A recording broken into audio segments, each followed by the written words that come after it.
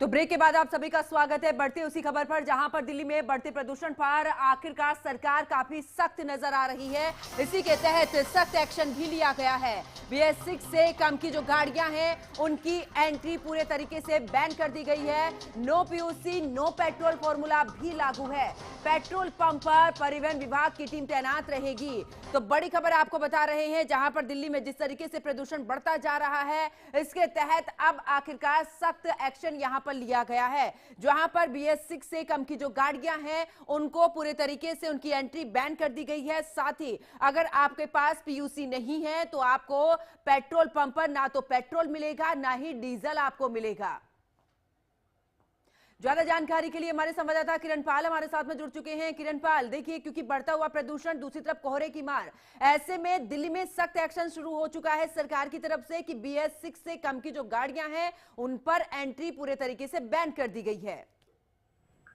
जी बिल्कुल। कल पर्यावरण मंत्री मंजिंदर सिरसा के इस ऐलान के बाद से ही लगातार देखा जा रहा है कि जिन लोगों ने सालों से अपना PUC सर्टिफिकेट नहीं लिया हुआ था, गाड़ियों का पॉल्यूशन चेक कभी नहीं कराया था, वो लोग इस ऐलान के बाद से सतर्क हो गए हैं और वो लोग पेट्रोल पंप पर जाकर पहले अपना PUC सर्टिफिकेट दे रहे हैं, जिससे कि उन्हें दिक्कत ना आए। आज सुबह भी कई जगह पेट्रोल पंप पे देखा जा रहा है कि पुलिस की तैनाती है कि लोग PUC सर्टिफिकेट ना होने पर पेट्रोल डलवाने के लिए विवाद ना करें। और ये दिल्ली वासियों के लिए अच्छा भी है, क्योंकि प्रदूषण की जो बढ़ती हुई मार है ये कहीं ना कहीं दिल्ली वासियों के स्वास्थ्य पर गहरा असर डाल रही थी। बिल्कुल किरण पाल, और दूसरी तरफ अगर बात करें, देखिए, ग्रैब 4 लागू है, ऐसे में कंस्ट्रक्शन के काम को लेकर पूरे तरीके से बैन कर दिया गया है। अब ऐसे में अगर आज के हम AQI की बात करें, आज का AQI कितना है, क्योंकि 500 से ऊपर तो हमेशा ही रहता है AQI अगर कुल मिलाकर दिल्ली की बात करें तो। दूसरी तरफ ये है कि कई ऐसी जगह जहां पर कहा जा रहा था कि ग्रैब 4 लागू तो कर दिया गया है, लेकिन बावजूद उसके कई जगह ऐसी है जहां पर चोरी छुपे ये काम हो रहे हैं। तो क्या सरकार की तरफ से कुछ इसको लेकर नया प्लान है कि जहां पर चोरी छिपे इस तरीके से काम हो रहे हैं उनके खिलाफ किस तरीके से कार्रवाई हो रही है? देखिए, ग्रैब 4 और ग्रैब 3 में जो मजदूर लगातार काम बंद के कारण परेशान थे, उन मजदूरों को जब 10,000 रुपए का ऐलान किया गया तो जो मजदूर हैं उन्हें भी पता है कि अक्सर उन्हें इसकी मार झेलनी पड़ती है। 10,000 रुपए की जो राहत राशि उन्हें मिलने जा रही है, इसके कारण वो दिल्ली में इस बढ़ते प्रदूषण के लिए खुद से ही काम नहीं जा रहे हैं। लेबर चौकों पर देखा जाता था कि मजदूरों की लंबी कतार, और वो चुपचाप काम करने के लिए तैयार भी हो जाते थे। परंतु दिल्ली वासियों को जो ये मार झेलनी पड़ रही है प्रदूषण की, इसको लेकर प्रशासन काफी ज्यादा सतर्क नजर आ रहा है, क्योंकि पुलिस प्रशासन भी कहीं ना कहीं पुलिस प्रशासन की इस पे सीधी नजर रहती थी। तो पुलिस प्रशासन खास इन जगहों को चिन्हित कर रहा है जहां कंस्ट्रक्शन हो रहा था, कहीं वहां चोरी छुपे कोई काम तो नहीं किया जा रहा है। जहां भी कोई रेता बदरपुर बाहर पड़ा है वो ढका हुआ तो नहीं है। और सबसे बड़ी बात, कल जब टेम्पो को लेकर के कोई टेम्पू से रेता बदरपुर डस्ट मलबा आवाजाही नहीं होगी, और अब होती है तो उस पर सख्त एक्शन लिया जाएगा, भारी जुर्माना लगाया जाएगा, गाड़ी सीज कर दी जाएगी। इस तरीके के ऐलान के बाद से जो टेम्पो चालक हैं या ये बिल्डिंग मटेरियल वाले लोग हैं, ये काफी ज्यादा डरे हुए भी है कि सरकार ने एक बड़ा कदम उठाने का ऐलान किया है और कहीं उन्हें नुकसान का सामना ना करना पड़े। बिल्कुल, बहुत बहुत शुक्रिया किरण पाल हमारे साथ जुड़ने के लिए, तमाम जानकारी साझा करने के लिए। तो अब चलिए आगे बात करते हैं, जहां पर संसद के शीतकालीन सत्र का आज 14वां दिन है। आपको बता दें कि लोकसभा में प्रदूषण पर चर्चा होगी। पर्यावरण मंत्री भूपेंद्र यादव जवाब देंगे। दिल्ली प्रदूषण से यहां पर बेहाल नजर आ रही है। विपक्ष इसे लेकर सरकार पर हमलावर है। संसद में चर्चा की मांग कर रहा है, जिस पर सरकार राजी है। सरकार में अगर बात करें तो दिल्ली में एयर पोल्यूशन पर लोकसभा में शॉर्ट टर्म डिस्कशन होगा, जिसमें से कि पर्यावरण मंत्री भूपेंद्र यादव शाम 5 बजे इस पर जवाब देंगे। ये चर्चा करीब 4 घंटे तक चलेगी। जानकारी के मुताबिक कहा यह भी जा रहा है कि लोकसभा में आज नियम 193 के तहत प्रदूषण पर चर्चा होगी। कांग्रेस के अलावा अन्य विपक्षी दल इस चर्चा की मांग कर रहे हैं। विपक्ष के नेता राहुल गांधी ने भी संसद के अंदर, इसके अलावा बाहर बार बार बार इस बात पर भी जोर दिया है कि केंद्रीय पर्यावरण मंत्री भूपेंद्र यादव इस पर चर्चा का जवाब देंगे, जो बिना मतदान के होगी, लेकिन इसे महत्वपूर्ण जनहित के मुद्दों पर संसदीय ध्यान आकर्षित करने के लिए महत्वपूर्ण माना भी जा रहा है। तो अब देखिए करीब 4 घंटे तक इस पर चर्चा होगी, क्योंकि विपक्ष जिस तरीके से कह रहा है कि आखिरकार सरकार ने भी कहा था कि जब दिल्ली में बीजेपी की सरकार बनती है तो पॉल्यूशन से मुक्ति मिलेगी, लेकिन इस साल तो पॉल्यूशन कम होने का नाम ही नहीं ले रहा। अब चलिए रुक करते एक और बड़ी खबर का, जहां पर 2 दिवसीय दौरे पर ओमान पहुंचे हैं प्रधानमंत्री नरेंद्र मोदी। ओमान में प्रधानमंत्री नरेंद्र मोदी का जोरदार स्वागत किया गया है। सुल्तान हैथम बिन तारिक ने से भी मुलाकात प्रधानमंत्री नरेंद्र मोदी करेंगे। दोनों देशों के बीच में होगी फ्री ट्रेड एग्रीमेंट होगा साइन। तो बड़ी खबर आपको बता रहे हैं, जहां पर बता दें कि प्रधानमंत्री नरेंद्र मोदी का ओमान का दौरा, जहां पर पहुंच चुके हैं प्रधानमंत्री नरेंद्र मोदी।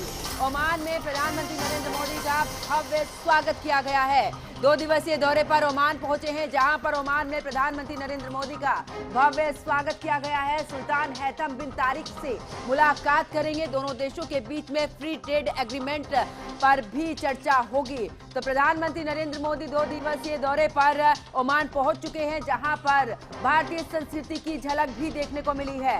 आपको बता दें कि जो भारतीय वहां पर रह रहे हैं उनसे भी मुलाकात भी कर सकते हैं, संवाद भी कर सकते हैं। साथ ही आपको बता दें कि जब प्रधानमंत्री नरेंद्र मोदी ओमान पहुंचे हैं, उनका भव्य स्वागत वहां पर किया गया है। इतना ही नहीं, आपको ये भी बता दें कि प्रधानमंत्री नरेंद्र मोदी ने सुल्तान हैथम बिन तारिक से वो जल्द ही मुलाकात करेंगे। इसके अलावा कई ऐसे महत्वपूर्ण विषय जिनको लेकर दोनों देशों के बीच में चर्चा होगी।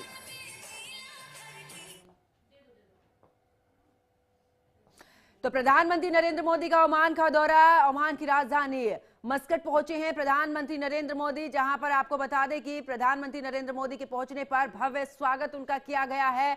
ऐसे में 3 दिवसीय यात्रा ये रही है, जहां पर 3 देशों की यात्रा पर प्रधानमंत्री नरेंद्र मोदी रणनीतिक सहयोग से मिलेगी नई रफ्तार। ओमान के दौरे पर पहुंच चुके हैं। व्यापार, सुरक्षा सहित कई मुद्दों पर फिलहाल चर्चा होगी। तो प्रधानमंत्री नरेंद्र मोदी का ओमान का ये दौरा, जहां पर ओमान में ऊर्जा निवेश पर फोकस रहेगा, दोनों देशों के बीच में इसको लेकर भी चर्चा होगी। इसके अलावा सुल्तान हैथम बिन तारिक से जब मुलाकात होगी, अब देखना होगा कौन कौन से ऐसे समझौते रहेंगे, कौन कौन से ऐसे विषय जिसको लेकर दोनों देशों के बीच में चर्चा होगी। अब आगे बात करते हैं आतंकिस्तान, यानी कि पाकिस्तान अपने दिन गिन रहा है। हर तरफ की बात करें तो पाकिस्तान को मार ही खानी पड़ रही है, घर के अंदर भी, साथ ही घर के बाहर भी। एक तरफ तो बलूच लड़ाके लगातार हमला कर रहे हैं, तो दूसरी तरफ इमरान खान की बहनों ने सरकार के खिलाफ अब मोर्चा खोल दिया है। क्या है पूरा मामला, इस रिपोर्ट में देखिए।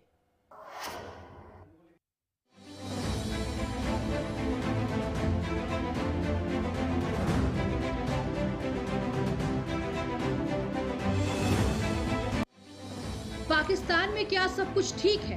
क्या पाकिस्तान में कुछ बड़ा होने वाला है? पाकिस्तान में लगातार क्यों बवाल मचा है? पाकिस्तान में क्यों युद्ध के आसार लग रहे हैं? हम ऐसा इसलिए कह रहे हैं क्योंकि पाकिस्तान राजनीतिक, आर्थिक और सुरक्षा तीनों मोर्चों पर फेल साबित नजर आ रहा है। एक तरफ पाकिस्तान में बीएलए ने कहर बरपा रखा है। बीएलए के अटैक से पाकिस्तान को लगातार सदमा लग रहा है, जिससे पाकिस्तान खौफ में जी रहा है। बलूचिस्तान में पाक सेना पर बड़ा हमला हुआ है। कैच में आईईडी विस्फोट से हड़कंप मच गया है। दूसरी ओर पाकिस्तान में पीटीआई ने सरकार के खिलाफ मोर्चा खोल दिया है, जिससे पाकिस्तान का दिन का चैन और रात की नींद उड़ गई है। दरअसल पाकिस्तान तहरीक-ए-इंसाफ के संस्थापक और पूर्व पीएम इमरान खान अदियाला जेल में बंद है।